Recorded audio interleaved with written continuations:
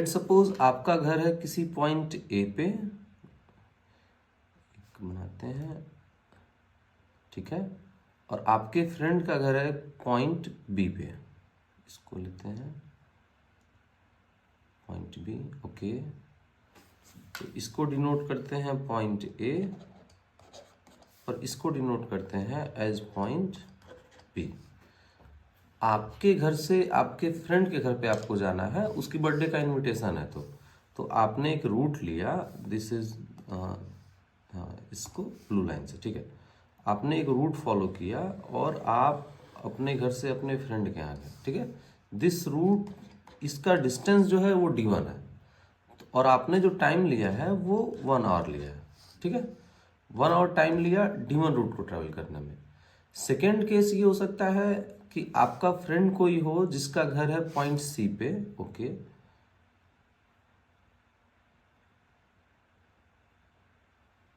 और ये बोले कि भाई जाते समय मुझे भी पिक कर लेना, तो आपने कहा ठीक, okay, let's suppose point C है, तो आप इन्हें सेकेंड टाइम में इसको पिक करके क्योंकि आपको जाना है, तो आपने अपना रूट चेंज कर दिया, और ये जो रूट है आपने इधर से फॉलो किया, इसके यहाँ गए, फिर वापस आए, और फिर इसके यहाँ से फिर ऐसे घूम के जैसे आपको रास्ता मिला आप यहाँ पे गए।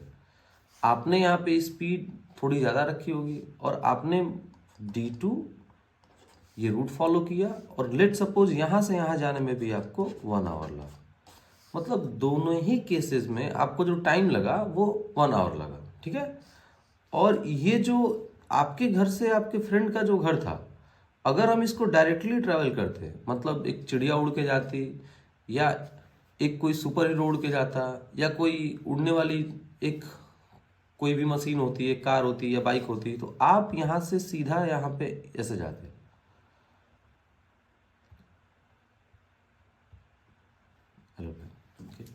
लेकिन आपने डिस्टेंस फॉलो किया, डिस्प्लेसमेंट चल नहीं पाया, उसका कारण ये है कि आपके पास जो भी बाइक, कार या आप साइकिल से गए, जो भी हमारे पास मशीनरीज अवेलेबल है, टोटल जो है हम डिस्टेंस ही फॉलो करते हैं, हम डिस्प्लेसमेंट ट्रेवल नहीं करते हैं।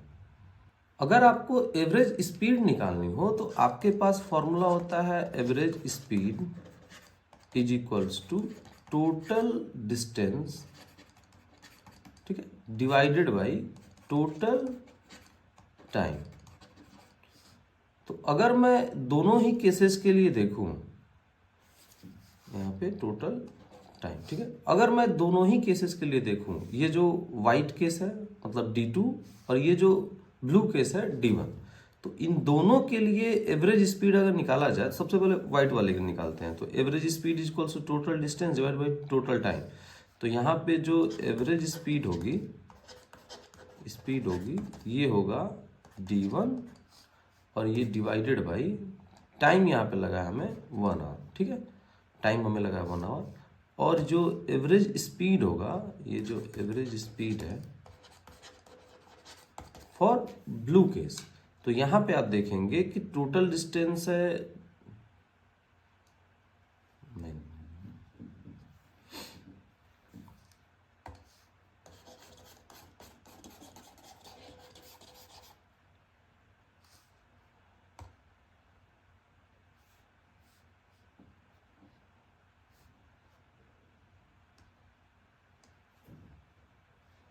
तो एवरेज स्पीड के d2 डिवाइडेड बाई टाइम जो कि है 1 आवर इस केस में, और यहाँ पे अगर ब्लू केस के लिए देखा जाए तो एवरेज स्पीड है, average speed is equals to आपका टोटल डिस्टेंस जो कि है ब्लू केस के लिए, ये जो रूट फॉलो हो रहा है ब्लू लाइन, तो यहाँ पे आप देखेंगे जो ब्लू लाइन है तो इसके लिए डिस्टेंस है d1, और ये जो टाइम इसने लिया है यहाँ पे ये भी 1 आवर है, यहाँ पे भी 1 आवर है, यहाँ पर भी 1 आवर है, तो मतलब डिनोमिनेटर तो दोनों केस में सेम है। लेकिन अगर आप यहाँ पे ध्यान से ऑब्जर्व करें तो आपको दिखेगा कि d2 जो डिस्टेंस है, मतलब a से b तक जाने के लिए जो आपने पाथ ट्रेवल किया है d2, जो आप c से होते हुए निकले हो, मतलब अपने फ्रेंड को पिकअप करते हुए निकले हो, तो ये डिस्टेंस बड़ा है d1 से, मतलब d2 is greater than d1, यहाँ पे हमको क्लियरली पता है कि D2 जो है इज ग्रेटर देन D1। तो यहाँ पे अगर D2 D1 से बड़ा है और नीचे का टाइमिंग जो है वो सेम है दोनों ही केसेस में, तो इसका मतलब ये है कि ये जो एवरेज स्पीड होगी ये ज़्यादा होगी एवरेज स्पीड D1 से। मतलब एवरेज स्पीड जो होगी D2 के लिए वो एवरेज स्पीड D1 से ज़्यादा होगी। इसको आप ऐसे भी समझ सकते हैं, अगर आप प्रैक्टिकल लाइफ में देखें कि अगर आपने ज़्यादा डिस्टेंस ट्रैवल किया है और एक केस में कम डिस्टेंस ट्रैवल किया है और दोनों ही केस में आपने टाइम सेम लिया है, तो इसका मतलब जब आप ज़्यादा डिस्टेंस ट्रैवल करते हो तो स्पीड ज़्यादा होगी, तभी आपने उतना ही टाइम लिया है जितना आप कम डिस्टेंस में ट्रैवल किए हो। लेट सपोज अगर आपको 10 किलोमीटर जाना है और आपने 1 घंटा लिया है, और आप कहीं 5 किलोमीटर गए वहाँ भी आपने 1 घंटा लिया है, तो आपकी स्पीड कहाँ ज़्यादा होगी? जहाँ आपने 10 किलोमीटर ट्रैवल किया है विद इन 1 आवर। ओके। लेकिन अगर आप इसी केस के लिए एवरेज स्पीड की जगह पे एवरेज वेलोसिटी निकाल लें, तो एवरेज वेलोसिटी, तो यहाँ पे आप देखेंगे कि एवरेज जो वेलोसिटी है, एवरेज वेलोसिटी, तो इसके फॉर्मूले में क्योंकि यहाँ वेलोसिटी की बात हो रही है, तो जब भी वेलोसिटी की बात होगी बात डिस्टेंस की नहीं होगी, डिस्प्लेसमेंट की होगी। तो यहाँ आपको लिखना होगा total displacement divided by total time. तो इसका मतलब ये है कि टोटल डिस्प्लेसमेंट तो सेम होगा, क्योंकि डिस्प्लेसमेंट क्या होता है? तो in final point minus initial point. तो अगर आप इन दोनों ही केसेस में देखें तो फाइनल पॉइंट बी है और इनिशियल पॉइंट ए है, तो मतलब final point minus initial point आप कैसे भी घूम के जाओ, आपने डिस्प्लेसमेंट जो ट्रेवल किया है वो सेम है। तो यहाँ पे आप देखेंगे कि टाइम जो आपने लिखा है, टाइम जो आपने लिया है दोनों ही केसेस में वो तो 1 आवर है, लेकिन ये जो डिस्प्लेसमेंट है ये दोनों के लिए सेम है। तो अगर ये डिस्टेंस d है तो ये ब्लू लाइन के लिए भी d है, मतलब फर्स्ट केस के लिए भी d, और ये सेकेंड केस के लिए भी d है।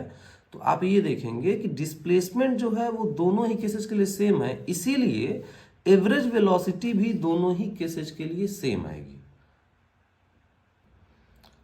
अगर हम इन केसेस को एक बार फिर से देखें कि अगर आप D2 से होते हुए निकले, तो मान लीजिए आपको ये रास्ता पड़ा 20 किलोमीटर, और आप D1 से होते हुए निकले तो आपको थोड़ा कम पड़ा था, तो मान लीजिए ये आपको हुआ 15 किलोमीटर। किसी एक केस को निकाल के और इस पे स्टडी करते हैं। तो मान लीजिए मैंने D1 को लिया क्योंकि यहाँ पे आपने थोड़ा कम स्टॉपेज लिया है, तो D1 को लेके अगर हम चलते हैं तो यहाँ पे अगर मैं कहूँ कि एवरेज स्पीड जो हमने निकाली थी, तो एवरेज स्पीड मान लीजिए D1 के लिए कि average speed is equals to total distance. Total distance कितना है? 15 किलोमीटर, 15 किलोमीटर, और total time divide by total time. Total time हमने कितना लिया? 1 आवर लिया। तो इसका मतलब इसकी जो एवरेज स्पीड आ रही है वो आ रही है 15 किलोमीटर पर आवर। तो ये जो 15 किलोमीटर पर आवर है, क्या ये वही स्पीड है जो आप हर टाइम 15 किलोमीटर पर आवर पे चल रहे थे? ऐसा पॉसिबल नहीं है। क्या आपका जो स्पीडोमीटर है जो गाड़ी में स्पीड बताता है, तो क्या वो हर टाइम 15 पे था? मतलब जब कभी ट्रैफिक हुआ तब आप थोड़ा स्लो हुए होंगे, जब कहीं आपको रुकना होगा किसी काम के लिए तब आप रुके होंगे वहाँ पे, जब कभी रास्ता एकदम खाली हुआ होगा तो आपकी स्पीड 40 भी गई होगी, 45 भी गई होगी। तो ये 15 किलोमीटर पर आवर है क्या? तो 15 किलोमीटर जो पर आवर है ये एक्चुअली एवरेज स्पीड है, कि आपका जो टोटल स्पीड का वेरिएशन था 0, 10, 15 या 45, फिर आप 10 पे चले होगे, 15 पे, 20 पे, ऐसे जो पूरा एक जो वेरिएशन था इनका एवरेज कितना है उस टाइम के लिए, ये आपका है 15 किलोमीटर पर आवर। लेकिन फिर आपका ये स्पीडोमीटर जो है ये क्या बताता है? फिर स्पीडोमीटर क्या बताता है? तो स्पीडोमीटर जो है आपकी, ये आपकी इंस्टेंट स्पीड बताता है। इंस्टेंट स्पीड, फिर वहीं पे बात आके फंस गई कि इंस्टेंट स्पीड कैसे हो सकती है? इंस्टेंट स्पीड का मतलब आपका होना चाहिए ये डिस्टेंस डिवाइडेड बाय टाइम। ये इंस्टेंट कैसे हो सकता है? डिस्टेंस जो है वो जब तक हम ट्रैवल ही नहीं करेंगे, मतलब डिस्टेंस अगर हमने ट्रैवल ही नहीं किया और टाइम हमने लिया ही नहीं, तो स्पीड आएगी कैसे? मतलब अगर आप देखेंगे जो डिस्टेंस है वो आपने ट्रेवल नहीं किया, क्योंकि मैं बात एक इंस्टेंट की कर रहा हूँ। इंस्टेंट मतलब उसी मोमेंट की मैं बात कर रहा हूँ कि मान लीजिए 4:23 के 23वें मिली सेकेंड पे आप वहीं पे हैं और आपका स्पीडोमीटर स्पीड बता रहा है, अगले सेकंड में फिर वेरिएशन बता दे रहा है। तो मतलब जब आपकी इंस्टेंट स्पीड बता रहा है तो इसका मतलब डिस्टेंस है ही नहीं, टाइम है ही नहीं। तो अगर डिस्टेंस ही नहीं है तो ये आपको इंस्टेंट स्पीड दे कैसे रहा है? तो इंस्टेंट स्पीड जो होती है ये बिल्कुल ही इस इंस्टेंट हम नहीं बताते हैं, मतलब एक थोड़ा सा वेरिएशन होता है, मतलब हम थोड़ा सा डिस्टेंस ट्रैवल करते हैं और बहुत ही मोमेंटली एक टाइम लेते हैं। अगर देखा जाए तो अगर मैं यहाँ पे किसी को खड़ा करूँ, जैसे मैं यहाँ पे एक बंदे को लूँ, ये यहाँ पे गन लेके खड़ा है बंदा, इसके पास एक गन है, ठीक है, और इसने एक बुलेट फायर किया सामने वाले बंदे पे, और ये बंदा मान लीजिए कुछ यहाँ पे लेट सपोज है।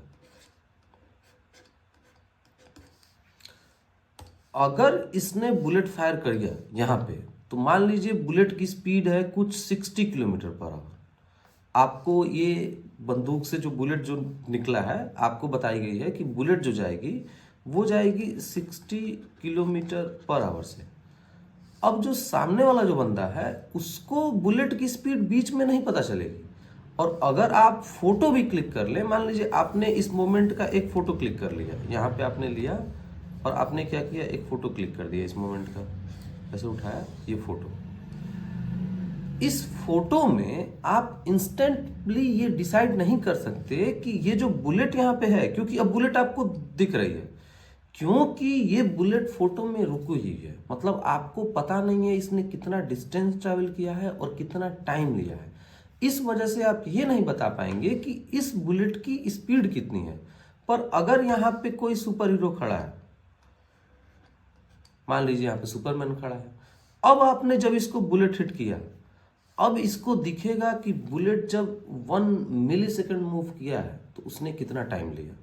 तो उसने देखा कि आप ये जो बुलेट है ये कितना डिस्टेंस ट्रैवल किया। मतलब इंस्टेंट स्पीड के लिए हमें क्या चाहिए, डिस्टेंस चाहिए और ये टाइम चाहिए।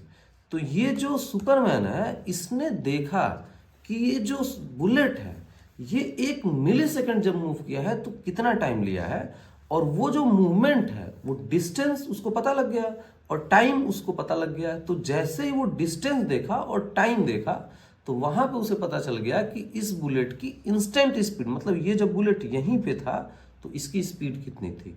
ठीक वैसे ही जो हमारा स्पीडोमीटर होता है, वो जो पहिया होता है वो अगर इतना सा भी घूमा तो वो, क्योंकि एक मशीन है, वो एक बिल्कुल एक सुपर हीरो की तरह है, एक सुपरमैन की तरह है, कि वो जो मशीन है वो बता देगा कि ये जो पहिया आपका थोड़ा सा घुमा है ना, मतलब मान लीजिए ये पहिया आपका 4 सेंटीमीटर घुमा है, ये आपको तो नहीं दिखेगा 4 सेंटीमीटर घूमा, क्योंकि आप 60 की स्पीड पे चल रहे हो, 40 की स्पीड पे चल रहे हो।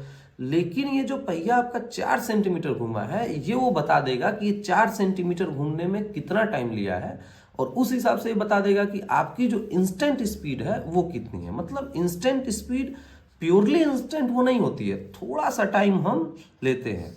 तो इंस्टेंट स्पीड जो होती है ये होती है स्पीड एट द मोमेंट, बस उस मोमेंट में भी हम थोड़ा सा टाइम कवर करते हैं। यहाँ पे हमने सबसे पहले एवरेज स्पीड पढ़ा, एवरेज वेलोसिटी पढ़ा, फिर इंस्टेंटेनियस स्पीड और एवरेज, और सॉरी जो इंस्टेंटेनियस वेलोसिटी होती है वो भी सेम होगी as compare to instantaneous speed, बस एक डायरेक्शन के साथ में होगी।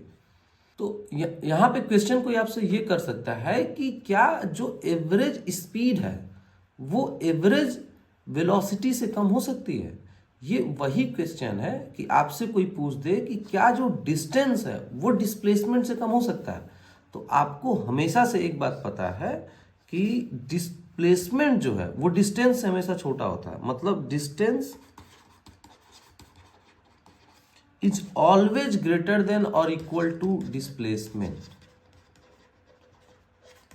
तो इसका मतलब जो एवरेज स्पीड भी था वो क्या था, डिस्टेंस बाय टाइम, और average velocity total displacement by time.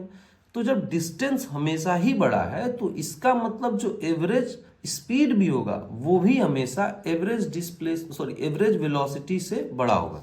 मतलब यहाँ पे आप देखेंगे average speed is always greater than और इक्वल टू एवरेज वेलोसिटी।